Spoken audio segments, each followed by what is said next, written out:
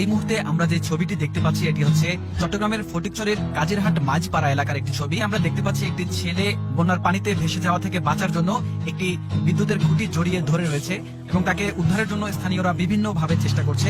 আমরা যতটুকু জানতে পেরেছি যে এই ছেলেটি একটি মাদ্রাসার শিক্ষার্থী এবং বন্যা পরিস্থিতির জন্য তার মাদ্রাসা বন্ধ হওয়াতে তার বাবা তাকে মাদ্রাসা থেকে আনতে গিয়েছিলেন এবং তাকে নিয়ে ফেরার পথে বন্যার প্রচন্ড স্রোতের মুখে পড়ে এবং সেই স্রোতের সঙ্গে যুদ্ধ করতে করতে এক পর্যায়ে ছেলেটির বাবা স্রোতের তোরে ভেসে যায় এবং সেই শিশুটি কোন রকমে বিদ্যুতের খুঁটি ধরে বেঁচে যায় এবং পরবর্তীতে স্থানীয়রা তাকে উদ্ধার করে নিয়ে আসে।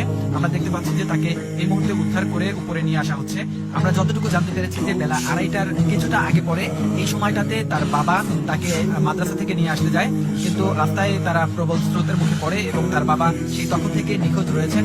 সর্বশেষ আমরা তথ্য পাওয়া পর্যন্ত এখন পর্যন্ত তার বাবার কোনো সন্ধান পাওয়া যায়নি।